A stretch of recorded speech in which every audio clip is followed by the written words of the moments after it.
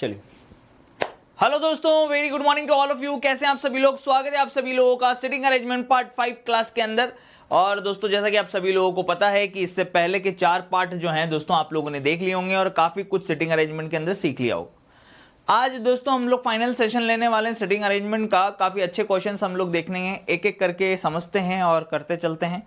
जितना ज्यादा आप प्रैक्टिस करेंगे उतना अच्छा होगा, क्योंकि आज के समय में दोस्तों इसका वेटेज जो है आप सभी लोग जानते हैं कि दिन ब दिन बढ़ता जा रहा है।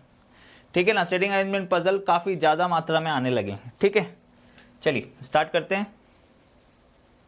यही जज्बा रहा तो मुश्किलों का हल भी निकलेगा, जमी बंजर हुई तो क्या वहीं से जल भी निकलेगा। ना हो मायूस ना घबरा अंधेरों से मेरे साथी, इन्हीं रातों के दामन से सुनहरा कल भी निकलेगा।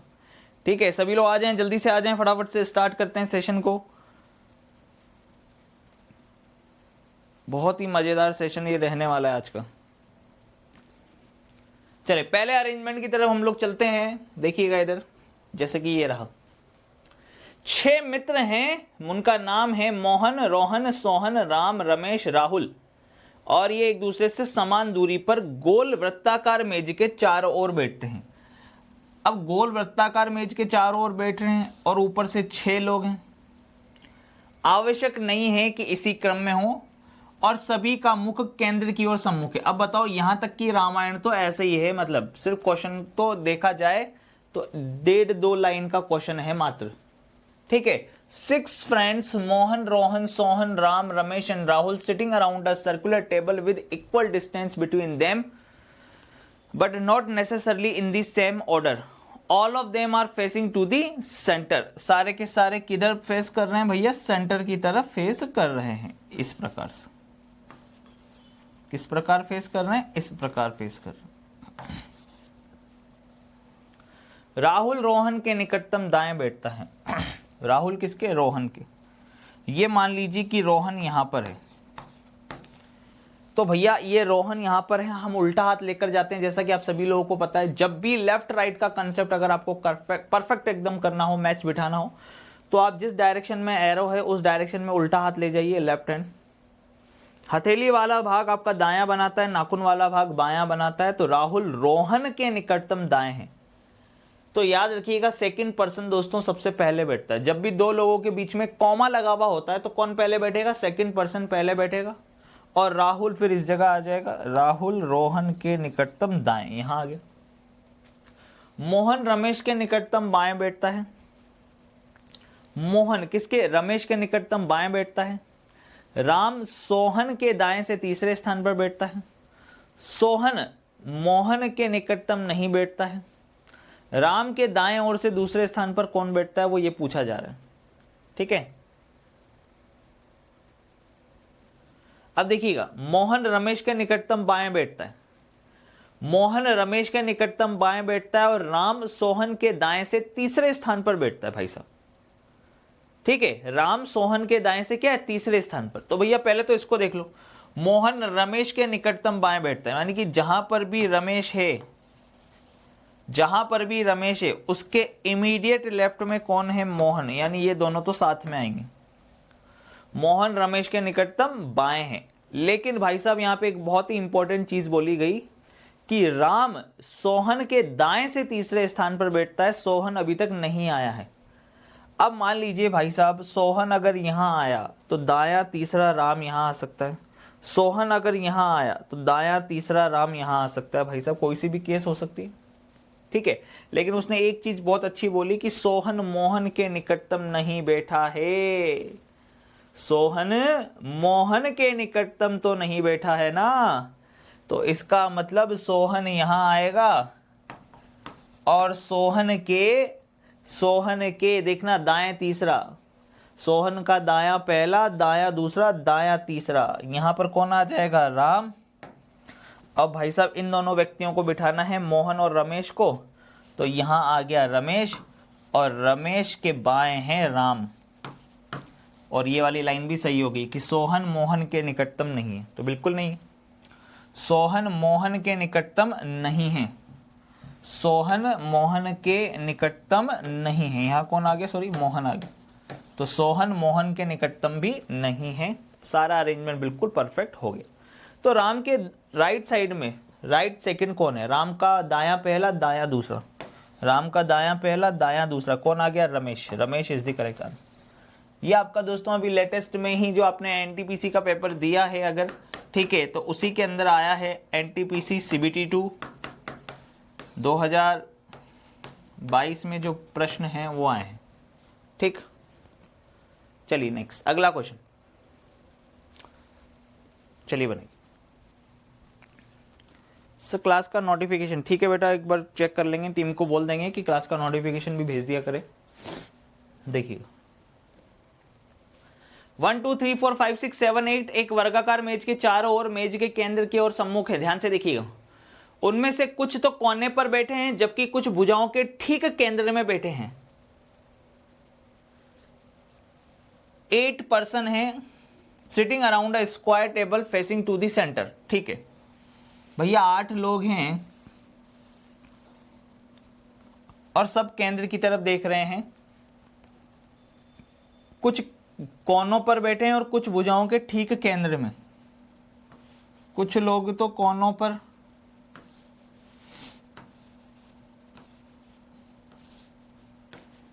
और कुछ केंद्र के ठीक बीच में, मतलब भुजाओं के ठीक बीच में बैठे हैं और सेंटर की तरफ देख रहे हैं। 3 7 के दाएं तीसरे स्थान पर बैठा है, 3 किसी एक कोने पर बैठा है। मान लो 3 यहां बैठा है किसी कोने पर, और राइट में देखना 3 किसके? 7 के दाएं तीसरे स्थान पर। 7 के दाएं तीसरे स्थान पर है भाई साहब, तो 100% 7 कहां आएगा फिर?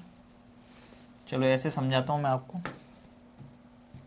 मान लो 3 किसी कोने पर यहां बैठा है, तो वो 7 के दाएं तीसरे स्थान पर है। 7 का दायां पहला दूसरा तीसरा, ये हो गया। 3 7 के दाएं तीसरे स्थान पर और 3 किसी कोने पर बैठा है, बना दिया। 2 1 के बाएं दूसरे स्थान पर बैठा है, 6 किसी भी कोने पर नहीं बैठा है और वो 5 का निकटतम पड़ोसी भी नहीं है। 8 1 का निकटतम पड़ोसी है, यानी दोनों साथ में आएंगे। 8 किसी भी भुजा के बीच में नहीं बैठा है, अर्थात वो भी कोने पर आएगा। 8 और 3 के बीच केवल 3 व्यक्ति बैठे। देखिए कितना इंटरेस्टिंग हो गया क्वेश्चन। 8 और यहां से अब इस वाली लाइन को अरेंज करना पड़ेगा। 8 और 3 के बीच में केवल 3 लोग हैं, चाहे इधर से गिनो या इधर से गिनो। दोनों ही केस को अगर आप देखोगे तो इधर से भी 3 लोग आएंगे और इधर से भी दोस्तों देखिए 3 लोग आएंगे। ठीक है, करेक्ट है। देखिएगा ध्यान से, 8 किसी भी भुजा के बीच में नहीं बैठा है, बिल्कुल सही है। 8 1 का निकटतम पड़ोसी, ये लाइन दी थी उसने यहां पर। 8 1 का निकटतम पड़ोसी है। देखिए क्वेश्चन को करने से ज्यादा इंपॉर्टेंट ये है कि कौन सी लाइन को पहले अरेंज करना है। जैसे 7 और 3 पहले आ चुका था, तो 3 से संबंधित जो लाइन है उसको हमने अरेंज कर लिया 8 वाले को। अब 8 1 का निकटतम पड़ोसी है, तो भैया ये लीजिए 1 100% यहां आएगा। अगर 1 यहां आएगा तो 2 1 के बाएं दूसरे स्थान पर था। 2 जो था वो 1 के लेफ्ट सेकंड पे था। 2 इज लेफ्ट सेकंड ऑफ 1, तो लेफ्ट फर्स्ट लेफ्ट सेकंड, 2 यहां आ गया। 2 इज लेफ्ट सेकंड ऑफ 1, ये हो गया। आगे देखिए, 6 किसी भी कोने पर नहीं बैठा है। ठीक है, 6 अगर किसी भी कोने पर नहीं बैठा है तो एक ही जगह बच रही है भुजा पे आने के लिए, तो ठीक है। आगे देखिए, और वो 5 का निकटतम पड़ोसी भी नहीं है। वो 5 का निकटतम पड़ोसी नहीं है, तो इसका मतलब 5 यहां आएगा। अब 1 आ गया, 2 आ गया, 3 आ गया, 4 अभी तक नहीं आया है, तो इस जगह 4 आ जाएगा। ये आपका अरेंजमेंट कंप्लीट। Arrangement complete. तो कौन 2 के निकटतम बाएं बैठा है? 2 का निकटतम बायां कौन है? 3। उसने ये पूछा था कि 2 के इमीडिएट लेफ्ट में कौन है, तो 2 के इमीडिएट लेफ्ट में 3 है।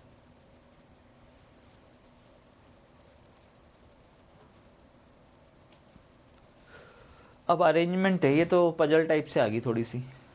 चलो कोई बात नहीं, अरेंजमेंट तो अरेंजमेंट है, करिए इसको। 8 टायर्स हैं, उनको एक के ऊपर एक रखा है। T5 और T3 के बीच में 2 टायर रखे जाते हैं। T8 को T3 के ठीक ऊपर रखा जाता है। ठीक है, T1 और T4 को T7 के नीचे रखा जाता है। यदि T8 के ऊपर कोई टायर नहीं, अच्छा T8 के ऊपर कोई टायर नहीं है भाई साहब, टोटल 8 टायर है। हो सकता है एक से ज्यादा केस की जरूरत पड़े, बना लेते हैं। उसने बोला है कि T8 के ऊपर कोई टायर नहीं, यानी बाकी सब टायर नीचे। T7, T6, T5, T4, T3, T2, T1, ठीक है, इस प्रकार से। T8 को T3 के ठीक ऊपर रखा गया, ये लाइन दी थी उसने। और T5, T3 के बीच में 2 टायर हैं, T3 और ये T5, इसके बीच में 2 टायर हैं। आगे देखो, 6 से छोटी सम संख्या वाले टायर को T3 और T5 के बीच में रखा जाता है। अच्छा, 6 से छोटी सम संख्या फिर कौन सी बची? 4 बची, 2 बची, है ना, या तो 4 को या फिर 2 को।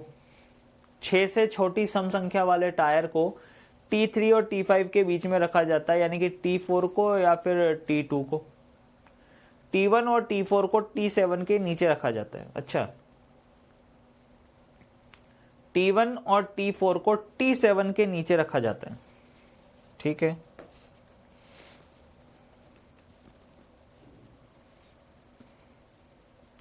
T5 और T2 के बीच में 2 टायर रखे जाते हैं।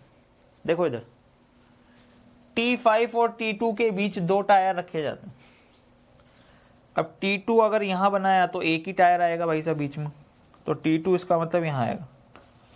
T5 और T2 के बीच में 2 टायर रखे जाते हैं ना, तो ये यहां पर आएंगे 100%, ठीक है। T1 और T4 को T7 के नीचे रखा जाता है, ये लाइन भी दी थी उसने। T1 और T4 को T7 के नीचे, T7 जहां आएगा उसके नीचे, तो देखो इधर 100% फिर तो यहां आएगा। ये T7 और T7 के नीचे रखा है T1 और T4 को, तो भैया T4 यहां पर, क्योंकि उसने साफ साफ बोला था कि T3 और T5 के बीच में 6 से छोटी सम संख्या वाला रखा गया है। तो 6 से भाई 2 तो यहाँ चला ही गया, तो फिर बचा कौन सा है? 4 ही बच रहा है, तो T3 और T5 के बीच में ये आ गया।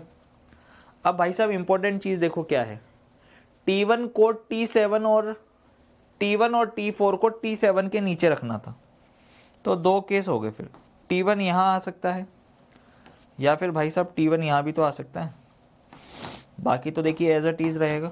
T1 की केस देखना, T1 का केस समझना। अभी T1 का केस इंटरेस्टिंग बनने वाला है भाई। 2 जगह खाली थी, तो T7 के नीचे T4 और T1 को रखना था, तो T4 तो यहाँ पर रखना पड़ेगा, मजबूरी हो गई, क्योंकि T5 और T3 के बीच में रखना है 6 से छोटी सम संख्या वाले किसी को। अब भैया T1 के लिए 2 केस हो गए, T1 यहाँ, तो T1 यहाँ भी आ सकता है, क्योंकि अभी तक देखिए यहाँ पर T1 आ गया, T2 आ गया, T3 आ गया, T4 आ गया, T5, T6 अभी तक क्योंकि नहीं आया, तो T6 यहाँ आ सकता है या फिर T6 यहाँ आ सकता है, ठीक। अब वो बोल रहा है कि कौन सा कथन सही नहीं है। उसने पूछा क्या, इतना इंपॉर्टेंट क्वेश्चन। 2 केस बन गए भाई साहब, आपके केस कितने बने? 2, ये भी करेक्ट है, ये भी करेक्ट है। अब इन 2 केसों के हिसाब से बोल रहा है कौन सा कथन सही नहीं है। T1 can be just below T4, T1 T4 के जस्ट बिलो है, तुरंत नीचे है जी नहीं। T4 के तुरंत नीचे तो T5 है, तो ये तो हो गया रॉन्ग। कौन सा सही नहीं है, तो यही आ गया answer. 4 tyres are kept between T2 and T7। T2 और T7 के बीच में 4 टायर है भाई साहब, ये तो सच है। There can be a maximum 3 tyres between T6 and T7। T7 और T6 के बीच में मैक्सिमम 3 टायर ही बिठा सकते हैं, तो बिल्कुल T6 और T7 के बीच में बिल्कुल 1 2 3, इस केस में मैक्सिमम 3 बन रहे हैं, इस केस में मैक्सिमम 2 बन रहे हैं। हाँ, तो मैक्सिमम आप देख सकते हैं कि यहाँ पर 3 टायर बिठा सकते हैं, तो ये भी सच हो गया। T6 can be just about T1। T6 T1 के जस्ट अबाउ है। T6 can be just about T1। T6 T1 के जस्ट अबाउ है, इस केस में है, इस केस में नहीं है।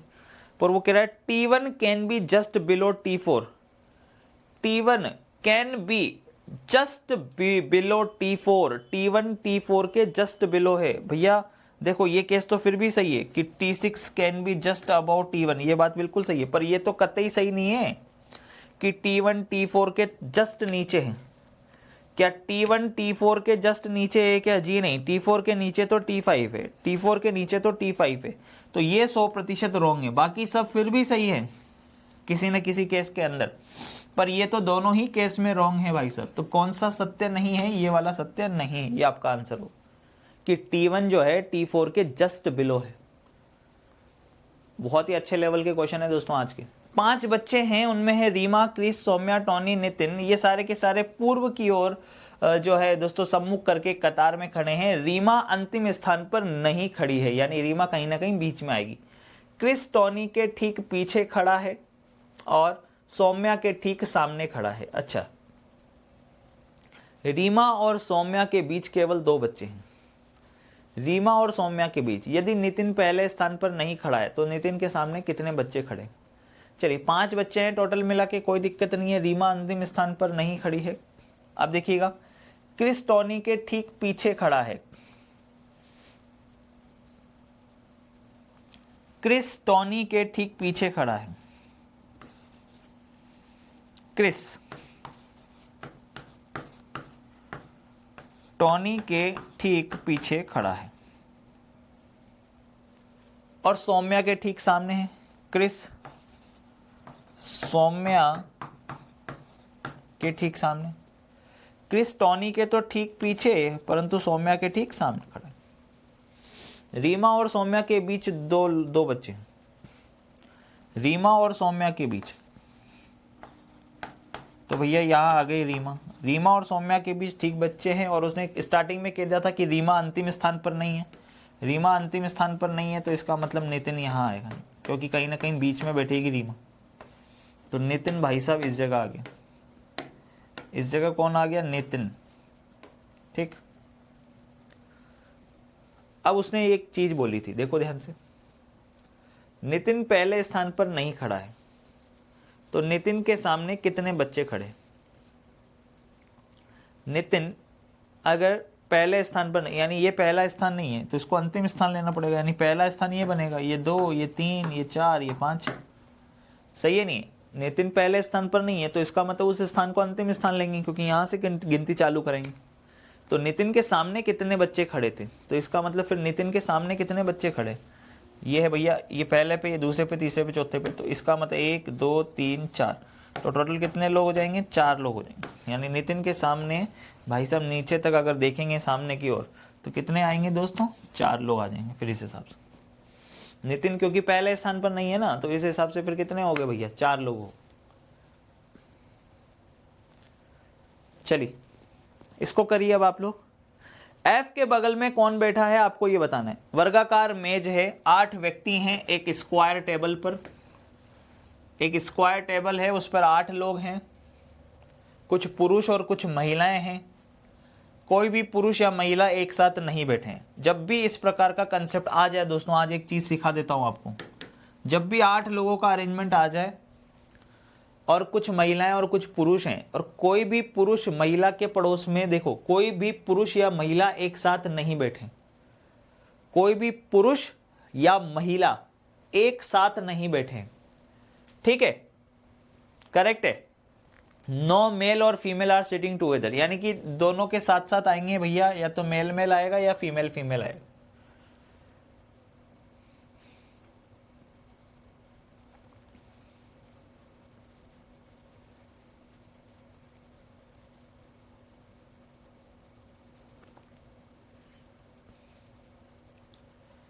कोई भी 2 होंगे मेरे यहां पे, कोई भी 2 पुरुष हैं, इसको सही कर लेना। कोई भी 2 पुरुष या महिलाएं, सही कर लीजिए इसको। No two male, no two male और फीमेल आर सिटिंग टुगेदर, कोई भी 2 पुरुष या महिलाएं, ठीक है ना? ध्यान रखिए, इसको थोड़ा सही कर लेंगे। कोई भी 2 पुरुष या महिलाएं एक साथ नहीं, ठीक है?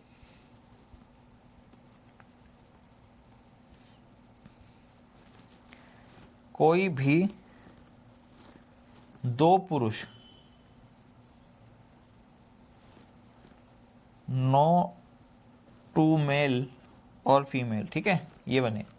देखिएगा इधर कोई भी दो पुरुष या महिलाएं एक साथ नहीं है। जैसे कि मान लीजिएगा अगर कोई भी दो पुरुष अगर एक साथ नहीं है, इसका मतलब क्या हुआ? देखिएगा ध्यान पूर्वक देखिएगा, 8 लोग हैं ना, पहले तो 8 लोग देखो, ये हो गए 4 भुजाओं पर, 4 कोनों पर, सेंटर की तरफ मुंह है। कोई भी दो पुरुष और महिलाएं साथ में होने का मतलब क्या हुआ? अगर मान लीजिए यहां मेल ले लिया तो अब इसके पास में मेल नहीं आएगा, वुमेन ही आएगा। अगर भैया यहाँ वुमेन आ गया तो अब वुमेन नहीं आ सकता, फिर कौन आएगा? मेल आएगा, तो यहाँ भी मेल आएगा। अगर मेल आ चुका है तो फिर मेल नहीं आएगा, क्या आएगा? वुमेन आएगा।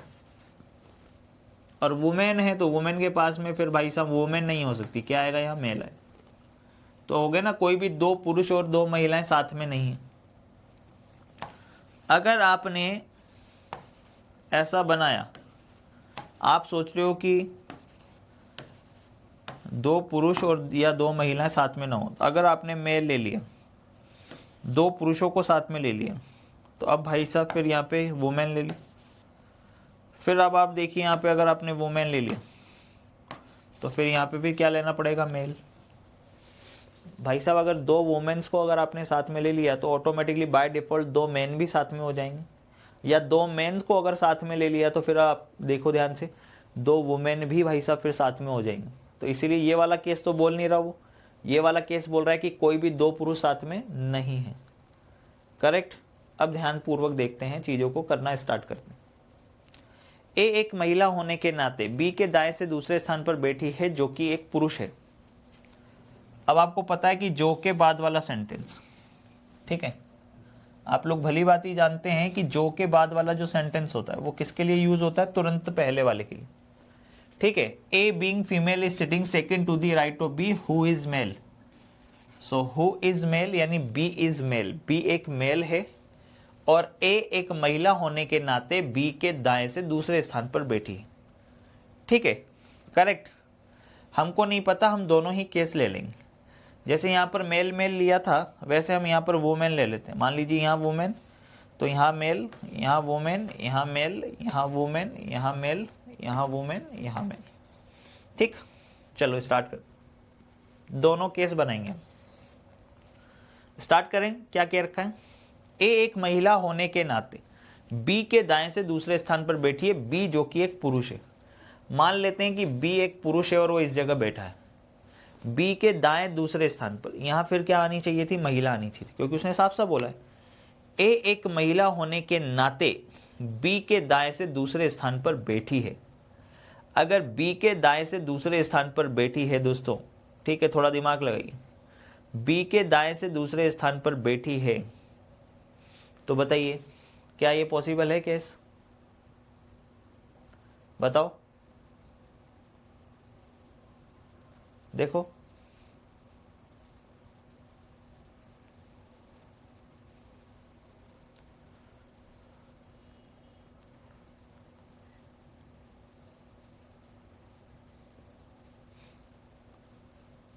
देखिए भाई साहब, क्या यहां पॉसिबल है? ए एक महिला है, बी के दाएं से दूसरे स्थान पर बैठी। एक महिला होने के नाते, ए एक महिला होने के नाते बी के दाएं से दूसरे स्थान पर बैठी है जो कि एक पुरुष है। कैसे पॉसिबल है? ये पॉसिबल ही कैसे है भाई साहब? देखो, बी के दाएं से दूसरे स्थान पर, फिर ये महिला कहाँ हुई? इसका मतलब फिर तो ए और बी दोनों ही महिला होंगी, ये गलत लिखा हुआ है आप। जो कि एक पुरुष है ये चीज फिर गलत लिखी है इसका मतलब, या फिर ये महिला ही है। ये 100% फिर क्या है यहाँ पर दोस्तों? जो पुरुष लिखा हुआ है ना, ये जो लिखा हुआ है कि पुरुष है, ये पुरुष नहीं है, फिर यहाँ पर ये महिला है इसका मतलब। ठीक है, अभी देखते हैं, पहले एक बार मैं चेक कर लेता हूँ, आप लोग रुकिएगा, मैं एक बार फटाफट से इसको चेक कर लेता हूँ। ठीक है, कोई बात नहीं। एक महिला होने के नाते बी के दाएं से दूसरे स्थान पर है ना, तो हम ए को पुरुष ले लेते हैं। या तो ए एक पुरुष होने के नाते बी के दाएं से दूसरे स्थान पर है, या तो ये केस हो जाए। ठीक है, सपोज करिए ए यहाँ आ गया अब आगे बोला गया था कि सी बी के बगल में बैठा है, तो 2 केस हो जाएंगे फिर सी बी के बगल में होने की। डी सी के बाएं से चौथे स्थान पर है, क्योंकि उसने बोला था कि सी बी के बगल में है, तो सी बी के बगल में देखिए यहाँ हो सकता है, या फिर सी बी के बगल में इधर भी हो सकता था, पर उसने बायां चौथा बोल दिया तो डी यहाँ आ गया। डी सी के बाएं चौथे स्थान पर ये रहा। डी और ई के बीच में केवल एक व्यक्ति है, ई एक महिला है। डी और ई के बीच में केवल एक व्यक्ति है और ई एक महिला है, ठीक है। एफ सी के विपरीत बैठा हुआ है। एफ जो था वो सी के विपरीत था भाई साहब, एफ सी के विपरीत था। एफ जो था वो सी के क्या था, विपरीत था। ये गलत है 100%, 100% ये रॉन्ग है दोस्तों अरेंजमेंट, ठीक है, कोई दिक्कत नहीं, 100% रॉन्ग है।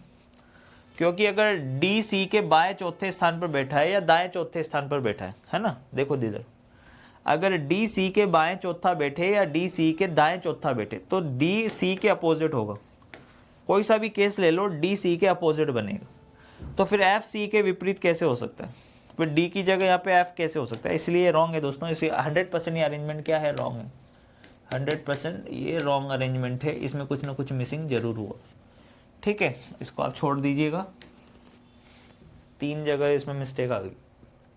चलिए इसको करते हैं दोस्तों फटाफट से।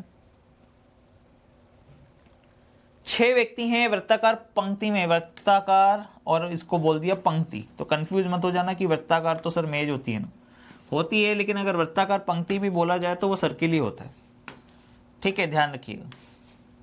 सभी केंद्र की ओर देख रहे हैं। आर क्यू के दाएं से दूसरे स्थान पर है, ये क्यू, और क्यू के दाएं दूसरे स्थान पर आर यहां आ गया। एस क्यू और आर का पड़ोसी नहीं, एस क्यू और आर के पड़ोस में नहीं बैठा है, एस क्यू के पड़ोस में भी नहीं है, आर के पड़ोस में भी नहीं है, तो भैया एस के लिए तो बस ये एक ही जगह बच रही है। फिर टी एस के बाएं तीसरे स्थान पर है, एस का बायां पहला, दूसरा, तीसरा, टी यहां आ गया। यू क्यू के निकट में नहीं बैठा है, तो यू के लिए एक जगह बच रही है, ठीक। अब कौन है ऐसा जो अभी तक नहीं आया है, पी अभी तक नहीं आया है, तो पी यहां हो गया। तो कौन टी के पड़ोसी हैं, तो टी के पड़ोसी एक तो क्यू है और एक आर है।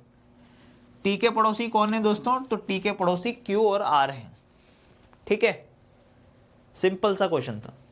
चलिए बनाइए। 8 लोग हैं, एक सीधी रेखा में उत्तर की ओर मुंह करके बैठे हैं, लेकिन जरूरी नहीं है कि इसी क्रम में हो। क्यू पंक्ति के दाएं छोर से तीसरे स्थान पर है, पंक्ति का दायां पहला, दूसरा, तीसरे स्थान पर क्यू है। क्यू पंक्ति के दाएं छोर से तीसरे स्थान पर है, इसका मतलब दोस्तों ये हुआ कि 5 लोग जो हैं वो क्यू के बाईं तरफ आएंगे, तो क्योंकि टोटल 8 लोग हैं ना। एम और एन के मध्य 3 व्यक्ति बैठे हैं जो अंतिम छोर पर नहीं है। अच्छा,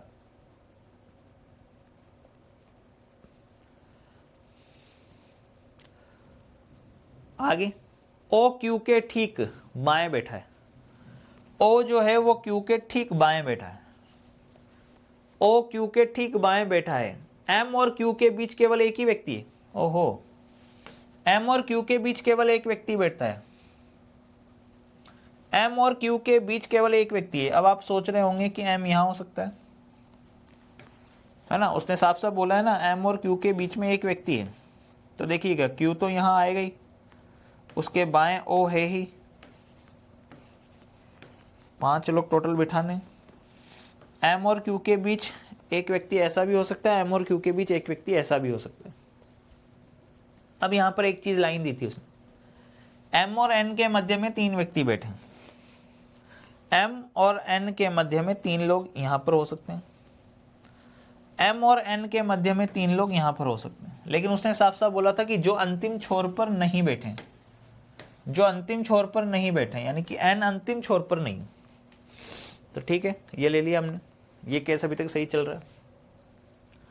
एल एन और एम का निकटतम पड़ोसी नहीं है, एल एम और एन का निकटतम पड़ोसी नहीं है, साफ साफ मना कर दिया उसने। के एल और एन के बीच में बैठा है, के जो है ना वो एल और एन के बीच में बैठा है, लेकिन पी के दाएं दूसरे स्थान पर बैठा है। लेकिन P के दाएं से दूसरे स्थान पर बैठा है, K L और N के मध्य में बैठा है, ये पहला व्यक्ति हो गया, ये दूसरी लाइन हो गई, और उसके बाद में वर्ड यूज हो रहा है लेकिन, किंतु, परंतु, और उसके बाद ये तीसरी वाली लाइन, क्योंकि कॉमा के बाद ये पूरा एक सेंटेंस माना जाता है, भले से दो लोगों के बारे में बात हो रही है। तो आप रूल अच्छे से जानते हो कि जब भी भाई साहब अरेंजमेंट में ए आ जाए, फिर सेकंड पर्सन आ जाए, और फिर और, या, तथा, लेकिन, किंतु, परंतु आ जाए, तो तीसरे वाले व्यक्ति की बात हमेशा फर्स्ट पर्सन के लिए कही जाती है। यानी कि ये जो बात बोली जा रही है कि पी के दाएं से दूसरे स्थान पर है, ये वाली बात किसके लिए कही जा रही है? ये वाली बात के लिए कही जा रही है। के एल और एन के तो बीच में है, परंतु पी के दाएं दूसरे स्थान पर है। ये भी हो गया, बस खत्म हो गई पिक्चर। एल, एम और एन का पड़ोसी भी नहीं हुआ। लास्ट में कौन बच रहा है जो अभी तक नहीं आया? K L M N O P Q R अभी तक नहीं आया, आर यहां आ जाएगा। तो ये अपना अरेंजमेंट कंप्लीट और ये अपना अरेंजमेंट रॉन्ग। चलिए, तो वो बोल रहा है कि कितने व्यक्तियों के स्थान अपरिवर्तित रहेंगे यदि प्रत्येक व्यक्ति को बाएं से दाएं वर्णानुक्रम में बिठाया जाए। अगर इनको अल्फाबेटिकल ऑर्डर में अरेंज किया जाए, ठीक है, अल्फाबेटिकल ऑर्डर में अगर अरेंज करें तो कितने व्यक्तियों के स्थान जो है परिवर्तित होंगे। जैसे दोस्तों के से स्टार्ट होगा, है ना, यहाँ के आ जाएगा, L M N O P Q और ये आर, ये अल्फाबेटिकल ऑर्डर में जमा दिया आपने। तो कितने व्यक्तियों के स्थान अपरिवर्तित रहेंगे, उनमें कोई चेंज नहीं आया, ऐसे कितने लोग? जैसे ये वाला स्थान एल ही है, यहाँ पर एन ही है, यहाँ पर ओ ही है, बाकी सब चेंज हो गए। तो 3 स्थान ऐसे हैं जो अपरिवर्तित रहेंगे। कितने? 3 स्थान। 3 स्थान ऐसे हैं जो दोस्तों अपरिवर्तित रहेंगे, बाकी सब परिवर्तित हो गए, पर 3 स्थान ऐसे हैं अगर अल्फाबेटिकल ऑर्डर में अरेंज करें तो यही आएगा। चलो बनाओ इसको।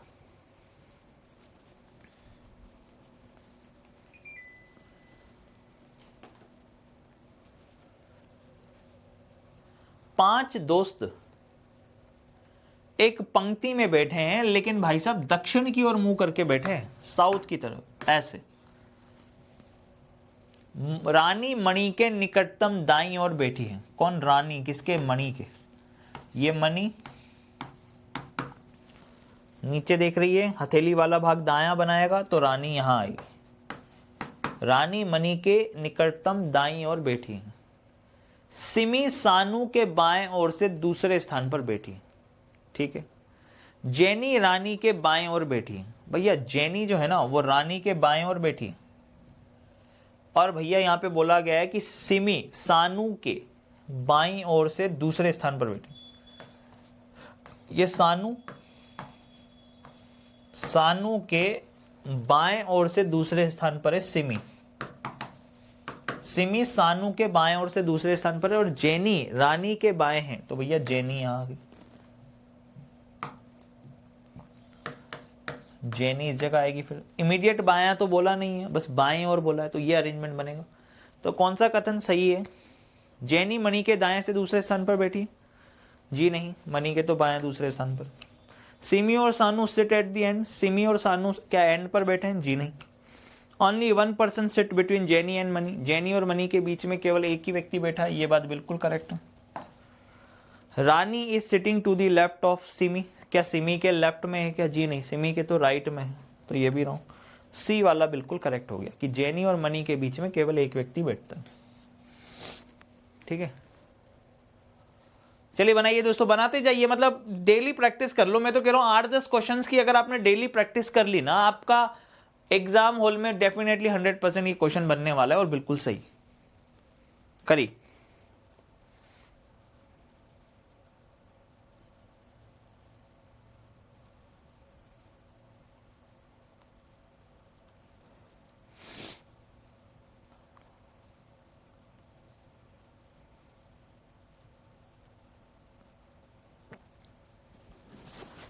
बनाई।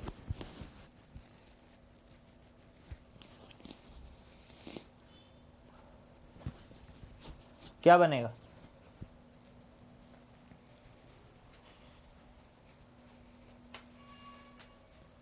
छह व्यक्ति एक रैखिक पंक्ति में उत्तर की ओर मुंह करके बैठे हैं और टी के बाईं ओर से तीसरे स्थान पर, टी जहां कहीं भी है उसके बाएं तीसरे स्थान पर ओ है, ओ टी के बाईं ओर से तीसरे स्थान पर। फिर आगे लिखा हुआ जो कि एम के दाएं ओर से दूसरे स्थान पर है। तो जो के बाद वाला सेंटेंस किसके लिए यूज होगा? तुरंत पहले वाले।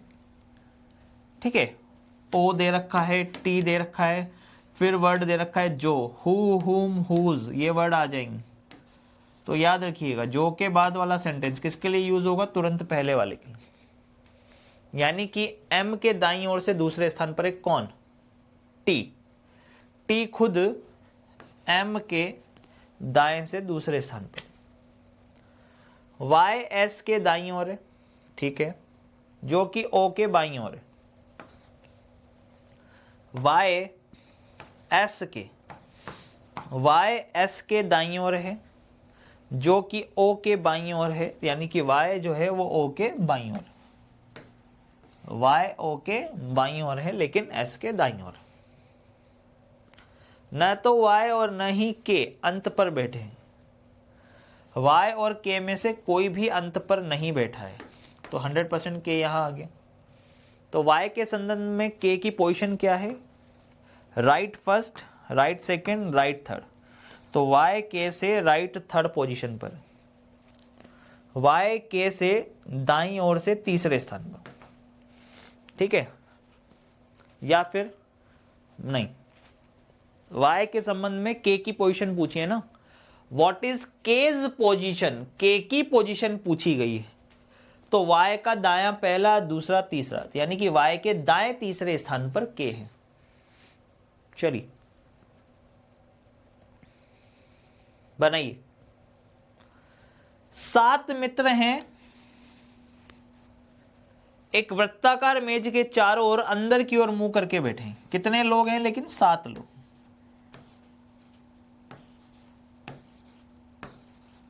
ठीक, आर एस के बाएं तीसरे स्थान पर है। तो याद रखो जब कॉमा के बीच में 2 लोग दे, मतलब कॉमा और साइड में 2 लोग दे रखे हो तो सेकंड पर्सन पहले बैठता है।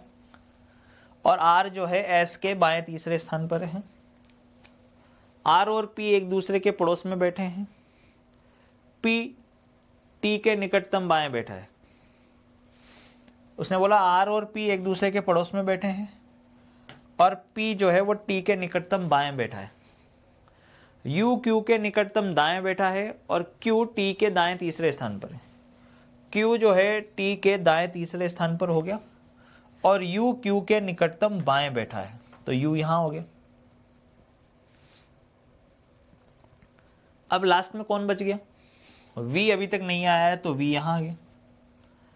अब यू के बाएं चौथे स्थान पर कौन है? यू का बायां पहला, दूसरा, तीसरा, चौथा, कौन आया? आर। अब इस लेवल के, अरे यू के बाएं से चौथे स्थान पर कौन बैठा है? आर आएगा यार, चेक कर लेते हैं कहां गड़बड़ होगी। आर एस के बाएं तीसरे स्थान पर बैठा है। आर और पी एक दूसरे के आसन्न में बैठे हैं। पी टी के निकटतम बाएं बैठता है। यू क्यू के निकटतम दाएं, अच्छा यू क्यू के निकटतम दाएं था। यू जो था वो क्यू के निकटतम दाएं था, तो यहां आएगा दोस्तों आपके पास यू क्यू के निकटतम क्या था? दाएं था। स्थान पर बैठा है, वी यहां आ जाएगा। ठीक है, करेक्ट। तो बनाइए यू के बाएं चौथे स्थान पर कौन है? यू का बायां पहला, दूसरा, तीसरा, चौथा, टी आएगा। यू के बाएं चौथे स्थान पर कौन आएगा दोस्तों? टी आएगा। चलिए, अब बहुत सारे लोग साइज देखते हैं उनको ये लगता है कि साइज बड़ी आ गई तो डेफिनेटली क्वेश्चन जो है बहुत हार्ड होगा, जबकि ऐसा होता नहीं। ठीक है, क्वेश्चन की लेंथ जितनी बड़ी आएगी ना वो उतना ही इजी होगा, ये तो आप दिमाग में फिट कर लीजिए। और ये सिर्फ और सिर्फ प्रैक्टिस से आएगा, नथिंग एल्स, और कुछ नहीं है। देखिएगा ध्यान से, समझने की कोशिश करिएगा। 8 व्यक्तियों में दे रखा है, हेमंत दे रखा है। हेमंत, प्रसाद, अनमोल, सुरेश, गौरव, वैभव, विधि, Rohit. Sitting around a circular table, not necessary in the same order. 4 of them are facing inside and 4 are facing outside. बहुत बढ़िया. 4 लोग अंदर की ओर, 4 लोग बाहर की ओर. ठीक है, बहुत बढ़िया भाई साहब. करेक्ट. अब यहां से आपका क्वेश्चन स्टार्ट है कुल मिला के, और यहां पर खत्म है. बढ़िया क्वेश्चन रहेगा. चलिए स्टार्ट करते हैं. ये बनाया हमने सबसे पहले तो सर्किल. वेदही जो अनमोल के ठीक दाईं ओर बैठी है, उसका मुख बाहर की ओर मुख किए हुए व्यक्ति की ओर है. उसका मुख बाहर की ओर मुख किए हुए व्यक्ति की ओर है. भाई साहब बहुत इंपॉर्टेंट. वेदही जो अनमोल के ठीक दाईं ओर बैठी है. अभी तक क्लियर नहीं है हमारे पास. हेमंत और रोहित एक दूसरे के निकटतम पड़ोसी बैठे हैं, लेकिन विपरीत दिशाओं की ओर मुंह किए हुए हैं. प्रसाद सुरेश के दाएं ओर से तीसरे स्थान पर बैठा है, जिसका मुख रोहित की ओर है. प्रसाद और रोहित का मुख समान दिशा की ओर है. अनमोल जिसका मुख बाहर की ओर है, हेमंत के बाईं ओर से दूसरे स्थान पर बैठा है, जिसका मुख भी बाहर की ओर है. हेमंत के विपरीत बैठे हुए व्यक्ति का मुख हेमंत के समान दिशा की ओर है. गौरव प्रसाद का पड़ोसी नहीं है. ठीक है, चलो स्टार्ट करते हैं भैया. थोड़ा सा इसको अपन ऊपर कर सकते हैं क्या, एक बार देखें. अच्छा, उसको तो हिला ही नहीं सकते.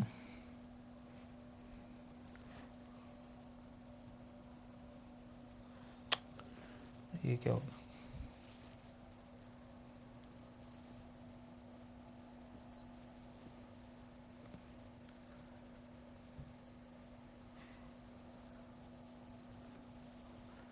हाँ, रुको अब.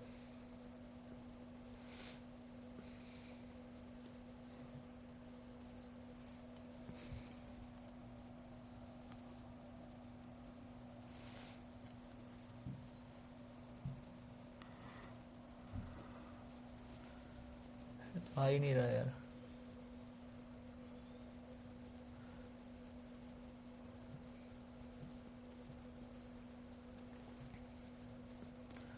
स्लाइड मास्टर में से इसको हम हटा देते हैं.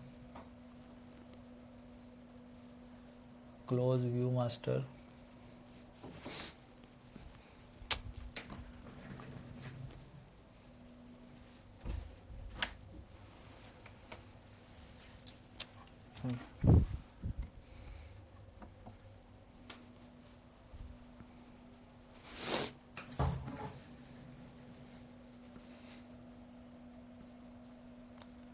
इसको ऊपर कर दिया दोस्तों मैंने, ताकि जगह बन जाए.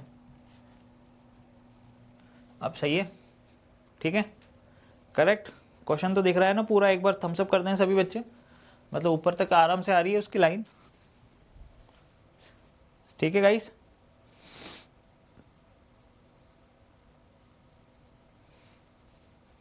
चलिए बहुत बढ़िया, स्टार्ट करते हैं.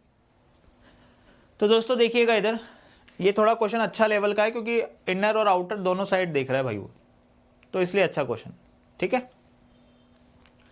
8 व्यक्ति हैं. हेमंत, प्रसाद, अनमोल, सुरेश, गौरव, वैभवी, वेदही और रोहित एक वृत्ताकार मेज के चारों ओर बैठे हैं. जरूरी नहीं है कि इसी क्रम में हो.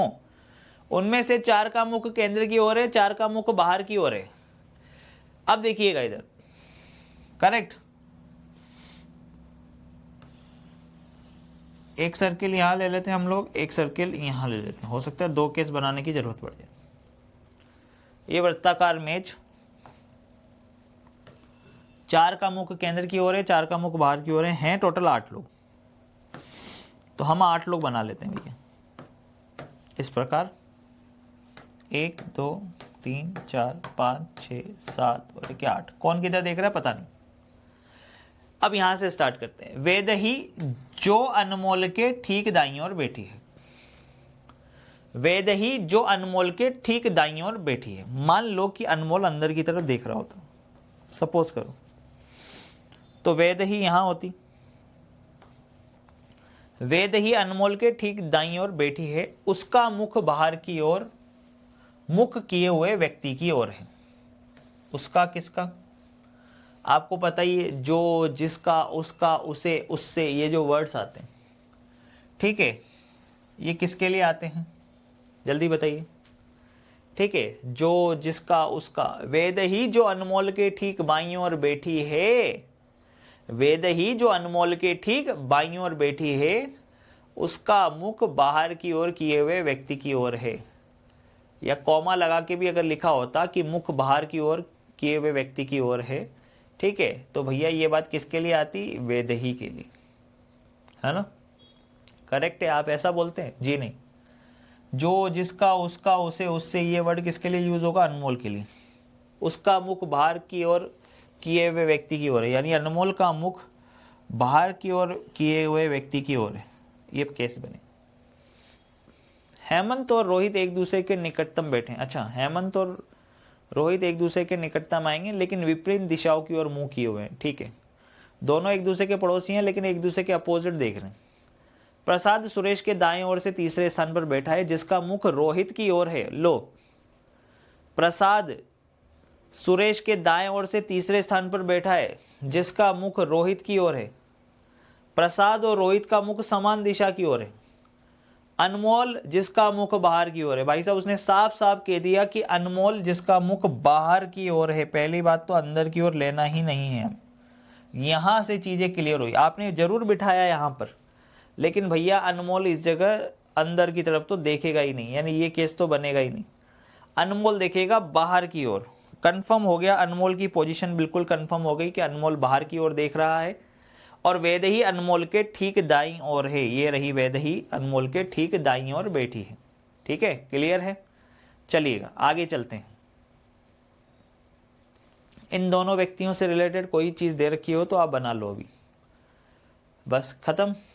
हेमंत के बाईं ओर से दूसरे स्थान पर बैठा है, जिसका मुख भी बाहर की ओर है। हेमंत के विपरीत बैठे हुए व्यक्ति का मुख हेमंत के समान दिशा की ओर है। गौरव प्रसाद का पड़ोसी नहीं। ठीक है, कोई बात नहीं।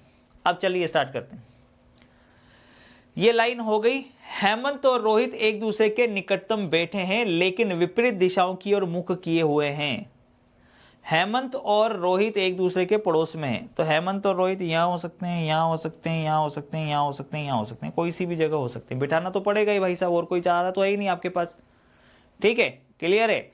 वैदेही जो अनमोल के ठीक दाईं ओर बैठी है, उसका मुख बाहर की ओर मुख किए हुए व्यक्ति की ओर है, यानी अनमोल का मुख बाहर की ओर मुख किए हुए व्यक्ति की ओर है। ऐसा पॉसिबल है? अब वैदेही जो अनमोल के ठीक दाईं ओर बैठी है, उसका मुख आपको पता है कि जो, जिसका, उसका, उसे, उससे, ये जो लाइन आती हैं, इसका मुख बाहर की ओर मुख किए हुए व्यक्ति की ओर है। तो आपके दिमाग में दो पिक्चर बन रही होंगी कि सर, कि वैभवी के लिए बोल रहा है या अनमोल के लिए बोल रहा है। अगर सोचिए वो अनमोल के लिए बोल रहा होता कि अनमोल मुख बाहर की ओर किए हुए व्यक्ति की ओर है। अनमोल का मुख बाहर की ओर मुख किए हुए व्यक्ति की ओर है, अर्थात यानी कि वो इसकी बात करता। करेक्ट?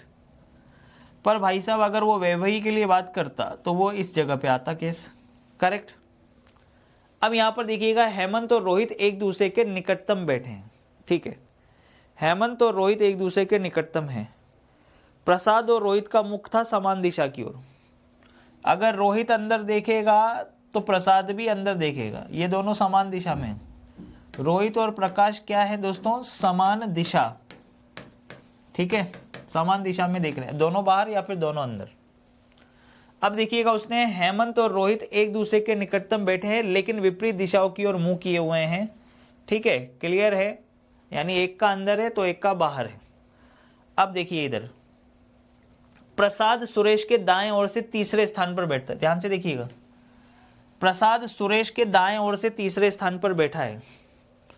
अब प्रसाद और रोहित दोनों के मुख तो समान दिशा में होंगे। अगर मान लीजिए प्रसाद यहां आया, दायां पहला, दूसरा, तीसरा पॉसिबल नहीं। हाँ, प्रसाद यहां आया तो दायां पहला, दूसरा, तीसरा पॉसिबल। ठीक है, आगे देखिए, जिसका मुख रोहित की ओर है। जिसका मुख, किसका मुख? जिसका मुख रोहित की ओर है, किसका मुख रोहित की ओर है, जिसका के बाद वाला सेंटेंस किसके लिए यूज होगा, तुरंत पहले वाले के लिए, यानी कि सुरेश के लिए। सुरेश का मुख रोहित की ओर है, भाई साहब साफ साफ बोल दिया, सुरेश का मुख है रोहित की ओर। सपोज करो कि रोहित इस जगह बैठा है, सपोज करो कि रोहित इस जगह बैठा है, ठीक है। रोहित अगर इस जगह बैठा है तो हेमंत इस जगह आएगा। हेमंत और रोहित के मुख विपरीत दिशा में होंगे, यानी कि रोहित अंदर की तरफ देखेगा, और भाई साहब सुरेश फिर इसके अपोजिट में होगा, सुरेश यहाँ आएगा, क्योंकि साफ साफ बोल दिया उसने कि सुरेश जिसका मुख रोहित की ओर है, सुरेश जिसका मुख रोहित की ओर है, और रोहित और प्रसाद का मुख समान दिशा में होगा, ये बात भी उसने साफ साफ बोली थी। प्रसाद सुरेश के दाएं ओर से तीसरे स्थान पर है, सुरेश का दायां पहला, दूसरा, तीसरा, प्रसाद यहां आ गया। प्रसाद सुरेश के दाएं तीसरे स्थान पर है। रोहित जिसका मुख रोहित की ओर है, कौन था वो, सुरेश। सुरेश का मुख रोहित की ओर था, ठीक है। सुरेश का मुख किधर की था, रोहित की ओर था भाई साहब। और सुरेश के दाएं तीसरे स्थान पर ये हो गया। हेमंत और रोहित एक दूसरे के विपरीत देखेंगे, दोनों हैं पड़ोस में बैठेंगे, ये लाइन दी थी उसने, देखो साफ साफ, हेमंत और रोहित एक दूसरे के निकटतम बैठे हैं लेकिन विपरीत दिशाओं की ओर मुंह किए हुए, ठीक है। अब अगला था प्रसाद सुरेश के दाएं तीसरे स्थान पर बैठा है, ये भी हो गया। प्रसाद और रोहित का मुख समान दिशा की ओर है। अनमोल जिसका मुख बाहर की ओर है, हेमंत के बाएं से दूसरे स्थान पर बैठा है। वो हेमंत के बाएं से दूसरे स्थान पर बैठा था भाई साहब, कितना इंपॉर्टेंट है, ध्यान से देख लो। अनमोल जिसका मुख बाहर की ओर है, वह हेमंत के बाएं ओर से दूसरे स्थान पर बैठा है। अब एक दिमाग लगाओ, ये तो हेमंत के न तो बायां दूसरा बना न दायां दूसरा बना, तो ये केस तो पॉसिबल बिल्कुल भी नहीं है। तो सबसे पहले तो आपको बिठाना पड़ेगा हेमंत को, ये केस बनाने से पहले भाई साहब आपको बिठाना है किसको, हेमंत को, ठीक है। हेमंत के विपरीत बैठे हुए व्यक्ति का मुख हेमंत के समान दिशा में है। हेमंत के विपरीत बैठे हुए व्यक्ति का मुख हेमंत की समान दिशा में है। अब ये लाइन भी इंपॉर्टेंट है। अनमोल जिसका मुख बाहर की ओर है, हेमंत के बाएं से दूसरे स्थान पर बैठा है, जिसका मुख भी बाहर की ओर है, यानी कि हेमंत का मुख भी बाहर की ओर है। अब अगर हेमंत का मुख बाहर की ओर है तो भैया 100% हेमंत यहां आएगा इस जगह पर, तभी तो हेमंत के बाएं दूसरे स्थान पर अनमोल आएगा, ये जो बोला था उसने। अनमोल जिसका मुख बाहर की ओर है, हेमंत के बाएं से दूसरे स्थान पर है, ठीक है, जिसका मुख भी बाहर की ओर है, यानी हेमंत का मुख भी बाहर की ओर है। हेमंत के विपरीत बैठे हुए व्यक्ति का मुख हेमंत के समान दिशा में है। हेमंत का समान दिशा, यानी हेमंत बाहर की ओर देख रहा है तो उसके अपोजिट में जो व्यक्ति बैठा है ये भी बाहर की ओर देखेगा, करेक्ट। अब इस हिसाब से देखेंगे तो हेमंत यहां तो आ नहीं सकता, हेमंत के लिए तो 100% यही जगह बचेगी, और उसके विपरीत दिशा में जो व्यक्ति बैठा है वो बाहर की ओर देखेगा, करेक्ट। चलो भैया, बड़ा मजा आने वाला है अब इस क्वेश्चन के अंदर। गौरव प्रसाद का पड़ोसी नहीं है, साफ साफ बोल दिया है उसने। गौरव नाम का जो व्यक्ति है वो प्रसाद का पड़ोसी बिल्कुल भी नहीं है, ठीक। अब चलिए चेक करते हैं इधर। हेमंत और रोहित एक दूसरे के निकटतम बैठे हैं। हेमंत और रोहित एक दूसरे के निकटतम बैठे हैं पर दोनों के मुख विपरीत दिशा में हैं। हेमंत और रोहित एक दूसरे के निकटतम बैठे हैं पर दोनों के मुख विपरीत दिशा में हैं, ठीक है, साफ साफ बोला था उसने। ये देखिए वाली लाइन पढ़ी है, हेमंत और रोहित एक दूसरे के निकटतम बैठे हैं लेकिन विपरीत दिशाओं की ओर मुख किए हुए। प्रसाद सुरेश के दाएं ओर से तीसरे स्थान पर बैठा है, जिसका मुख रोहित की ओर है। अब बनाना है अपने को कौन, प्रसाद और सुरेश। प्रसाद सुरेश के दाएं तीसरे स्थान पर बैठा है, ठीक है। तो भैया सुरेश और प्रसाद, तो देखिए यही जगह बचेंगी। प्रसाद सुरेश के दाएं तीसरे स्थान पर बैठा है। प्रसाद सुरेश के दाएं तीसरे स्थान पर बैठा है। मान लीजिए सुरेश यहां आया तो सुरेश का दायां तीसरा स्थान प्रसाद यहां आएगा। प्रसाद और रोहित दोनों एक दूसरे के समान दिशा में देख रहे हैं, एक ही दिशा है उनकी। प्रसाद सुरेश के दाएं तीसरे स्थान पर है, तो मान लीजिए सुरेश यहाँ आया तो भैया दायां तीसरा स्थान उधर तो हो नहीं सकता, तो इसका मतलब सुरेश को यहाँ लेना पड़ेगा हमें और प्रसाद को यहाँ लेना पड़ेगा। प्रसाद सुरेश के दाएं तीसरे स्थान पर ये केस बनेगा, ठीक, करेक्ट। चलिए देखिएगा, अब उसने कहा था 4 का मुख केंद्र की ओर होना चाहिए और 4 का मुख केंद्र के बाहर की ओर होना चाहिए। अब यहां पर अभी आप लोग एक व्यक्ति, दो व्यक्ति, तीन व्यक्ति, चार व्यक्ति, आप साफ साफ देख चुके हो कि इस पहले वाले केस के अंदर चार व्यक्ति ऐसे हैं जिनका मुख केंद्र के बाहर की ओर हो चुका है। तो इसका मतलब वैभवी का मुख जो है केंद्र के अंदर रहेगा और ये भी यहां रहेगा। ठीक है, वेदही जो अनमोल के ठीक दाईं ओर बैठी है उसका मुख बाहर की ओर मुख किए हुए व्यक्ति की ओर है। ठीक है, करेक्ट। इस हिसाब से अब आप देख सकते हैं एक व्यक्ति बाहर की ओर, दो व्यक्ति बाहर की ओर, तीन की व्यक्ति बाहर की ओर, चार व्यक्ति बाहर की ओर, ये पांच व्यक्ति बाहर की ओर हो जाएंगे, जो कि पॉसिबल बिल्कुल भी नहीं रहेगा। ठीक है, हेमंत के विपरीत बैठे हुए व्यक्ति का मुख हेमंत के समान दिशा में है, हेमंत की समान दिशा में ही आएगा, इसका मुख तो कंफर्म है। लेकिन भाई साहब इसका मतलब ये वाला केस रॉन्ग हो जाएगा, वरना यहाँ पे पांच लोग हो जाएंगे। चलिए आगे चलते हैं। प्रसाद और रोहित का मुख समान दिशा में हो ही गया। अनमोल जिसका मुख बाहर की ओर है, हेमंत के बाएं से दूसरे स्थान पर बैठा है जिसका मुख भी बाहर की ओर है, ये बिल्कुल क्लियर हो गया। प्रसाद सुरेश के दाएं ओर से तीसरे स्थान पर बैठा है, तो बिल्कुल प्रसाद सुरेश के दाएं ओर से तीसरे स्थान पर बैठा है, ये भी क्लियर होगा। गौरव प्रसाद का पड़ोसी नहीं है, तो भाई साहब गौरव इस जगह आएगा। ठीक है, क्योंकि गौरव प्रसाद का पड़ोसी नहीं है, ये वाली लाइन देख लीजिए। तो लास्ट में कौन है ऐसा जो व्यक्ति अभी तक नहीं आया? हेमंत, प्रसाद, अनमोल, सुरेश, गौरव, वैभव, वैभव, वेदही, वेदही तो आ गई, वैभव नहीं आया। ये हो गया वैभव और ये हो गया वेदही। ठीक है, वीडी। तो बताइए प्रसाद के संदर्भ में वैभव का स्थान क्या है? प्रसाद के इमीडिएट राइट में है। क्या है? एग्जैक्टली राइट में, इमीडिएटली राइट में है। प्रसाद के संबंध में वैभव का स्थान क्या है? प्रसाद के संबंध में वैभव जो है तुरंत दाएं बैठा है। कहां बैठा है? तुरंत दाएं बैठा है।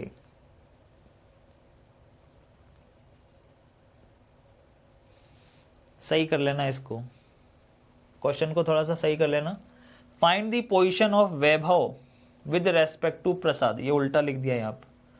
फाइंड द पोजीशन ऑफ, इसको सही कर लें, find the position of, control x कर लें इसको,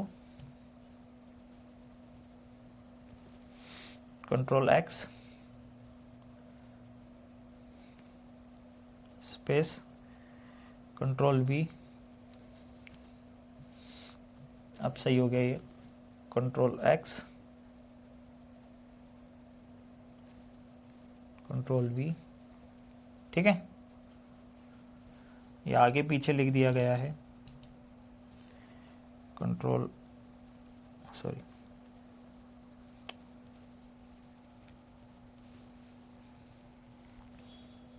control x control we, cut, best. ठीक है, लीजिए क्वेश्चन ये है कि वैभव के संबंध में प्रसाद का स्थान ज्ञात कीजिए। वैभव के संबंध में प्रसाद का स्थान ज्ञात कीजिए। वैभव के संबंध में प्रसाद का स्थान ज्ञात कीजिए। ठीक है, तो वैभव के संबंध में बोलेंगे इमीडिएट राइट, ना कि इमीडिएट लेफ्ट। और भैया प्रसाद के संबंध में भी बोलेंगे इमीडिएट राइट, ना कि इमीडिएट लेफ्ट। ठीक है, क्लियर है? बात आ गई समझ में? मजा आ गया?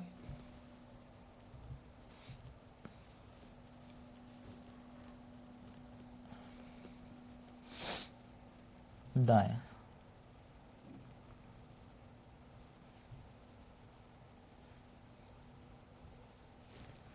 चलिए करेक्ट, ये आपका आंसर आ चुका है, इमीडिएट राइट। तो ये थोड़े से डेंजर प्रश्न अपन इनको जरूर कह सकते हैं, क्योंकि एक तो पता नहीं है कि कौन से व्यक्ति जो हैं बाहर की ओर देख रहे हैं, कौन से व्यक्ति अंदर की ओर देख रहे हैं। ठीक है, क्योंकि चार लोग अंदर, चार लोग बाहर की ओर देखेंगे। ठीक है, ये केस है, तो थोड़ा सा टिपिकल जरूर पड़ता है, लेकिन आपको आने चाहिए। आज 5वां सेशन हम लोग डिस्कस कर रहे हैं, इससे पहले 4 सेशन से रिलेटेड हम लोग बहुत अच्छे से चीज़ों को सीख चुके हैं। ठीक है, इस तरीके के क्वेश्चंस को भी करना है, मतलब कहने का मतलब ये। चलिए 8 व्यक्ति एक पंक्ति में बैठे हैं दोस्तों, आवश्यक नहीं है कि इसी क्रम में हो, सभी दक्षिण दिशा की ओर मुंह किए हुए हैं। W और S के बीच में 4 व्यक्ति बैठे हैं, केवल एक व्यक्ति S के बाईं ओर बैठा है। अब देखिए केवल एक ही व्यक्ति ऐसा है जो S के बाईं ओर बैठा है, यानी जब नीचे की ओर देखेंगे तो ये बायां बनेगा। और W और S के बीच में थे कितने लोग? 4 लोग, है ना? W और S के बीच में है 4 लोग और केवल एक ही व्यक्ति है जो S के बाईं ओर बैठा है। U और R पड़ोसी हैं। U और R पड़ोसी हैं और V R के दाएं से दूसरे स्थान पर बैठा है। V जो है वो R के दाएं से दूसरे स्थान पर बैठा है, R के दाएं दूसरे स्थान पर। और U और R क्या है? पड़ोसी हैं। तो दो केस हो सकते हैं कि U यहां आ जाए या फिर U यहां आ जाए। U और R पड़ोसी हैं, ठीक है, तो ये केस हो सकता है या फिर ये केस हो सकता है, दो केस हो सकते हैं। Q U के बाईं ओर से, ध्यान से देखिएगा, Q जो है U के बाएं दूसरे स्थान पर, U के बाएं दूसरे स्थान पर Q है, Q U के बाएं से दूसरे स्थान पर, इस प्रकार से। P के दाईं ओर कोई नहीं बैठा है भाई साहब, 3 3 6 ये 7 और एक ये 8। उसने साफ साफ बोल दिया कि P के दाएं ओर कोई नहीं बैठा है। अब इसको उठाइए या फिर इसको उठाइए, जिसको भी उठाना है। देखिए आप, अगर V यहां आया तो उसके बाद इस वाली जगह पर W आ सकता है, फिर R और U, ये R U, फिर खाली स्थान और Q पॉसिबल नहीं है, ठीक है। ये वाली चीज देखिए ध्यान से, पॉसिबल नहीं हो रही। एक बार फिर से देखेंगे, ठीक। देखिए, लिखिए, W और S के बीच में 4 व्यक्ति बैठे हैं। बिल्कुल, W और S के बीच में 4 व्यक्ति, केवल एक व्यक्ति S के बाईं ओर बैठता है। U और R पड़ोसी हैं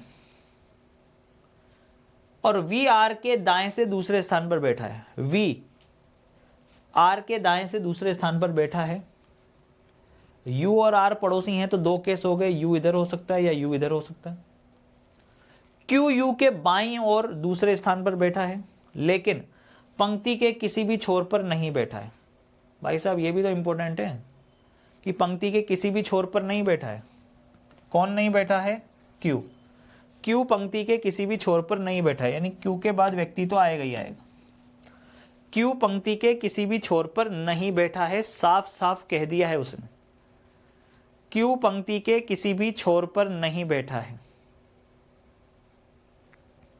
ठीक है।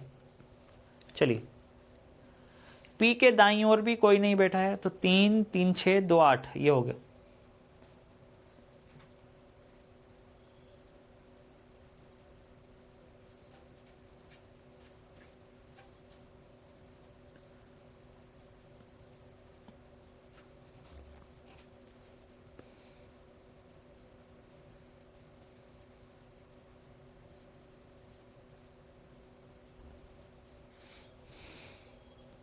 बनाओ। अब ये चारों कहां पर आ सकते हैं? ये चारों कहां पर आ सकते हैं? Q R U V।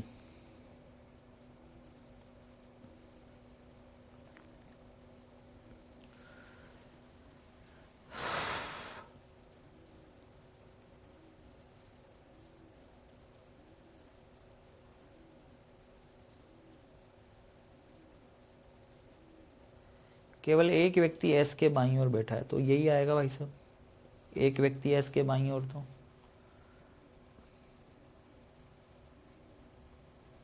U और R पड़ोसी हैं,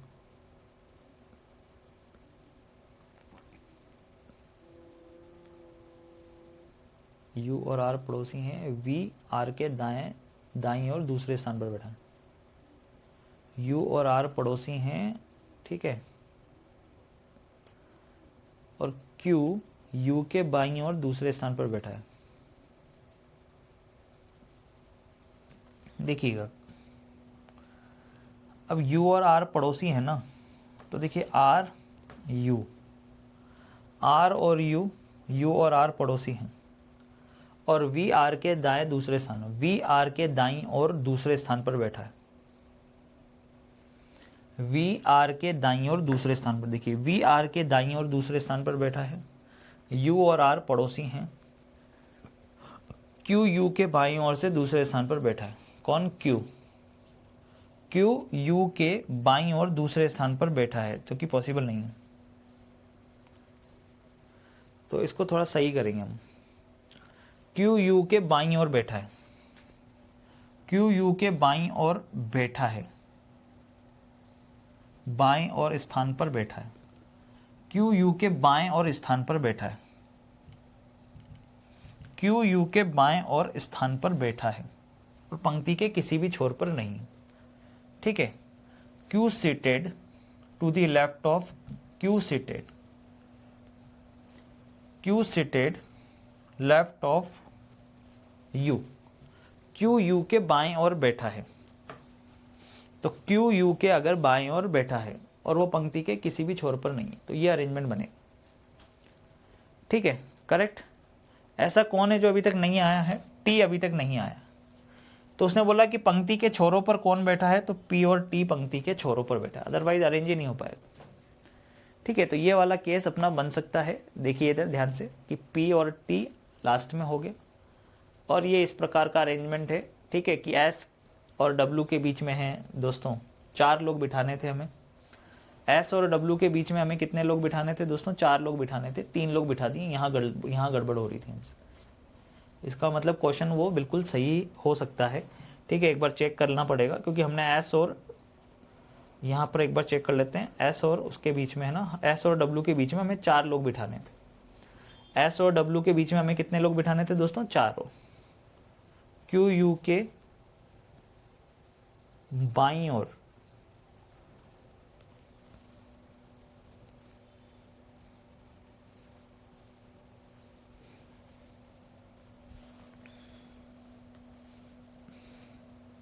ठीक है, दूसरे स्थान वाला जो था इसको देखिएगा।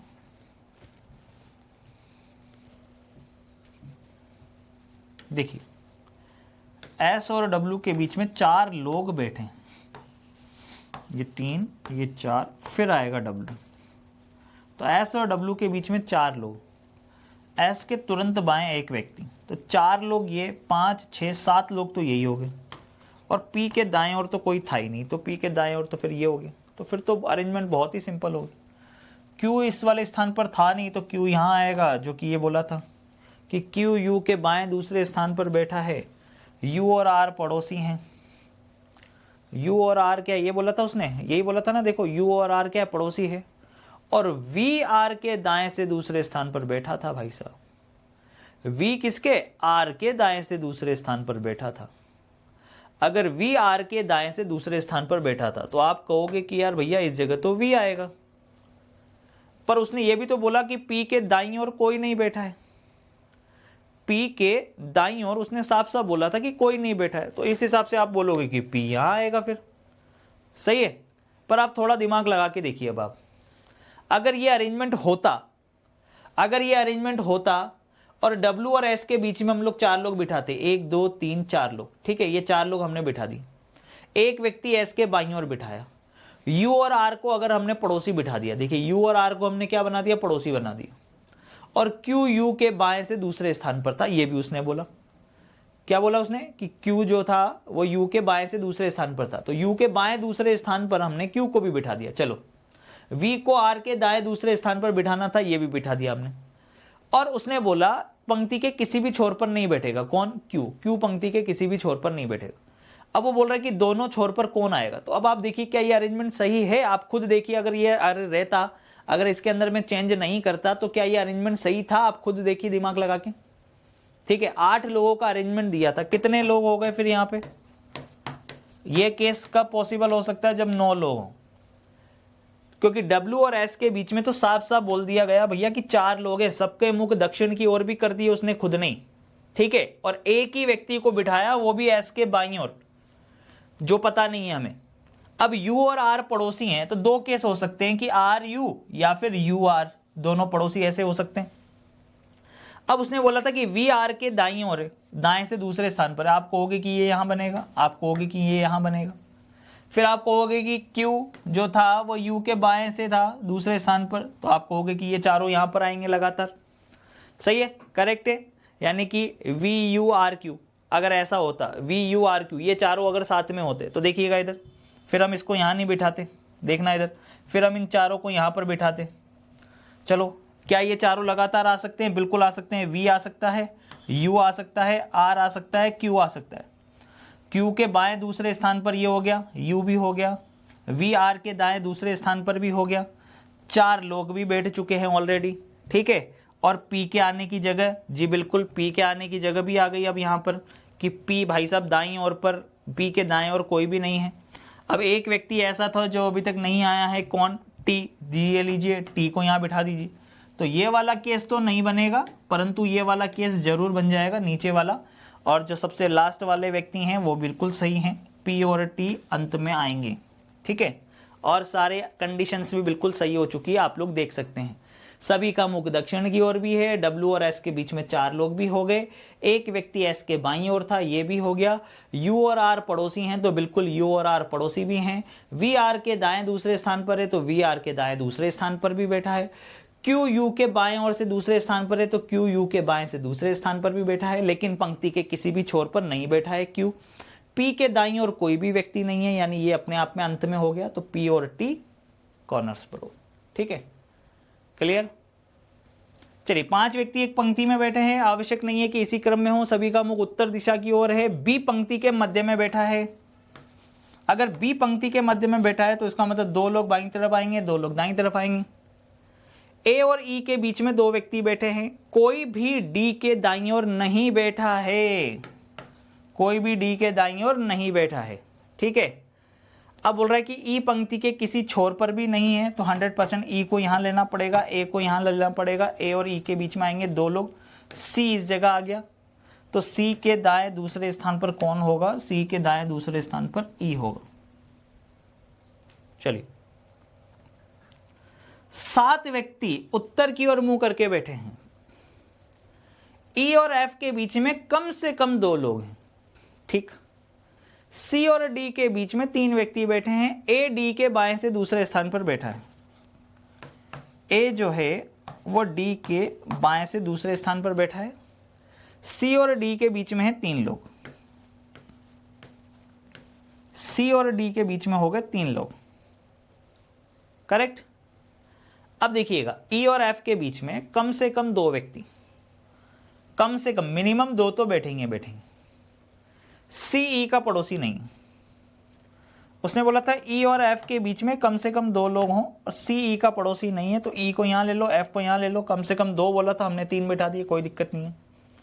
बी जी के निकटतम बाएं हैं, तो ये लीजिए बी को जी के निकटतम बाएं बना दिया, दोनों साथ में भी आ गए, ये अरेंजमेंट कंप्लीट हो गया। तो बाएं से दाएं सही क्रम क्या होगा? ए ई डी बी, ए ई डी बी जी एफ सी, ए ई डी बी जी एफ सी आपका आंसर है। मजा आ रहा है दोस्तों? तो देखिए प्रैक्टिस अपने ऊपर डिपेंडेड है ना, कि हम किस लेवल की प्रैक्टिस करते हैं, ठीक है। जितनी ज्यादा प्रैक्टिस करेंगे उतना ज्यादा निखार आएगा, सीधी सी बात, ठीक। ब्रेसलेट बनाने के लिए अलग अलग रंग काला, सफेद, लाल, गुलाबी, नारंगी और पीले रंग के 6 मोती हैं। लाल रंग के मोती किसी भी छोर पर नहीं है, काली मोती सफेद मोती के ठीक बाईं ओर है, ठीक है। नारंगी रंग की मोती के निकट केवल 1 मोती है। अच्छा,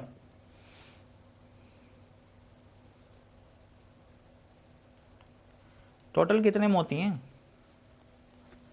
1 काला, सफेद, लाल, गुलाबी, नारंगी, पीला। दोस्तों ये इंपॉर्टेंट है, 6 मोती। काली मोती सफेद मोती के ठीक बाईं ओर है, नारंगी रंग की मोती के निकट केवल 1 मोती। अच्छा, सफेद और नारंगी के बीच में कोई मोती नहीं है, यानी दोनों साथ में आएंगे।